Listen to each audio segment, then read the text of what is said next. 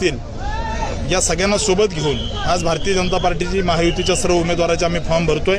मला विश्वास आहे माळशिरस तालुक्यातली जनता या ठिकाणी राज्यामध्ये केंद्रामध्ये भारतीय जनता पार्टीचं सरकार आहे, त्यामुळे निश्चित आम्हाला आशीर्वाद देईल आणि आमचे उमेदवार या ठिकाणी मोठ्या मताधिक्याने निवडून येतील।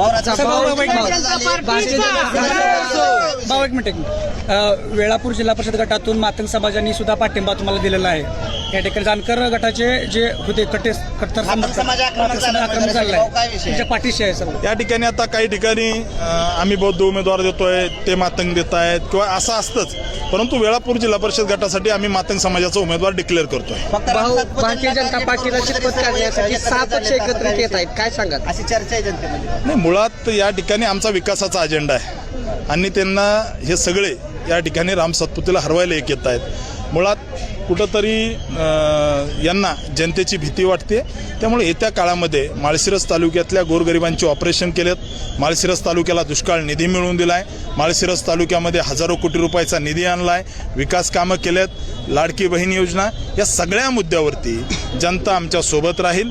या ठिकाणी दाव्याने सांगतो माळशिरस तालुक्यामध्ये या ठिकाणी मोठ्या मताधिक्याने आमचे जिल्हा परिषद आणि पंचायत समितीचे उमेदवार निवडून येतील हा विश्वास। त्यांनी अचानक चित्र बदलले, त्याचा काय फटका किंवा त्याचा फायदा काय भाजपला होऊ शकतो? त्यांचे चित्र अजून स्पष्ट होत नाहीयेत, चित्र झाल्यानंतर बघू। या ठिकाणी दोघं एकत्र येऊन सुद्धा यांना शेवटच्या क्षणापर्यंत उमेदवार भेटत नाहीत, याच्यामध्ये आमचा नैतिक विजय आहे।